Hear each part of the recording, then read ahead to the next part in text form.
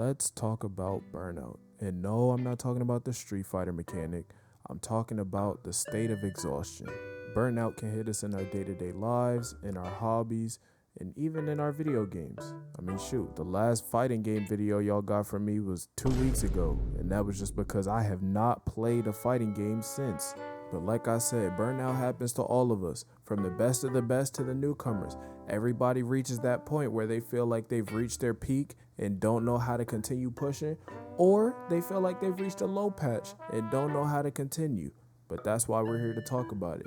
Be sure to like the video, sub to the channel, and let's get into how to beat burnout. Google defines burnout as a state of complete mental, physical, and emotional exhaustion. It goes on to further explain that if you're experiencing it, you may notice it's difficult to engage in activities you normally find meaningful. But what does that mean in the fighting game space? Throughout a lot of my videos, I bring up the concept of mental stack, which in a fighting game context is how much a player has to keep track of during a match. Let's take Tekken for example. You've got to worry about what your enemy is capable of, what you're capable of, because we've seen how extensive that move list can look. You got to worry about low parries versus parrying mids, potentially ducking attacks. It's a lot to worry about. Pair that with the fact that fighting game players play this game for multiple hours a day, potentially for multiple days a week, that can take a huge toll on your mental. And remember, the definition of burnout wasn't only mental, it was physical and emotional as well. You start playing games similar to Melee that have higher actions per minute, or a lot of people tend to struggle with quarter circle and half circle inputs. You put them in a game like that and force them to play for multiple hours a day, that can start cramping up hands. And at the end of the day, we're all human. I don't know too many people that celebrate losses the same way they celebrate their wins.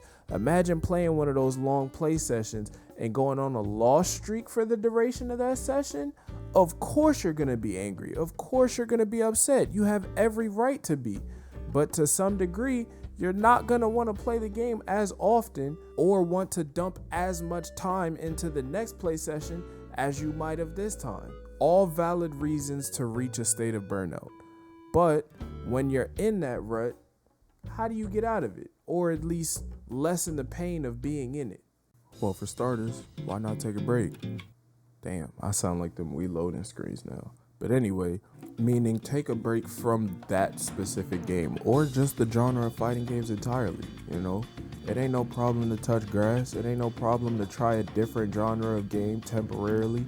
I'm not telling you gotta do a full 180 and just switch genres completely, but a nice little change of pace wouldn't hurt. Start doing stretches too. Like I said, there's too many people out here that be catching hand cramps and wrist injuries playing these games all the time and not taking care of themselves.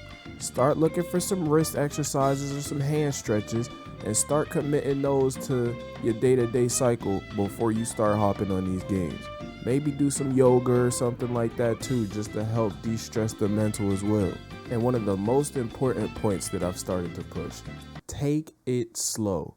I know a lot of people in this community want to be the best of the best or just get on this road to self-improvement. That process does not have to be rushed. A lot of these players that you currently see winning tournaments and whatnot, they've been playing these types of games for years. I'm going to say it again, years, right? Some of these people have been playing since the 90s, potentially since the 80s, right?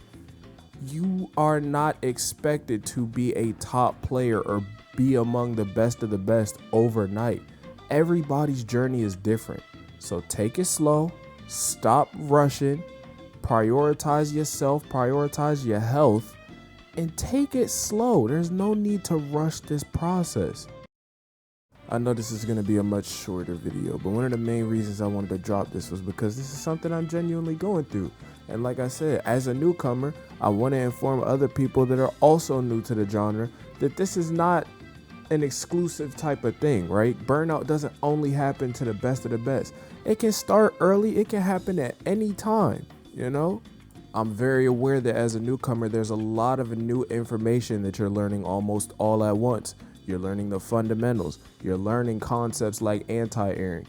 You're being taught about what the mental stack truly is in order to prioritize what's important, what to look out for, and whatnot. I know that even though you may be very passionate at the start, over time, that consistent mental wear down can be taxing, right? I'm not expected to be the best of the best day one. I've said it multiple times. I'm not expected to have all the answers when fighting an opponent for the first time, when fighting against a character that I've never played against throughout my entirety of whatever game I might be playing. I would even go as far to say that as a newcomer, it's even easier for you to experience burnout, because between learning the fundamentals, learning your character, having to understand what matchups are and how to counter certain characters that like to spam, that's a lot to have to understand all at one point, which is why I tell you, especially as a newcomer, to please take your time. There's a lot of stuff that goes into learning these type of games, and the last thing you want to do is be over eager to the point where you burn yourself out or not even want to play the game anymore.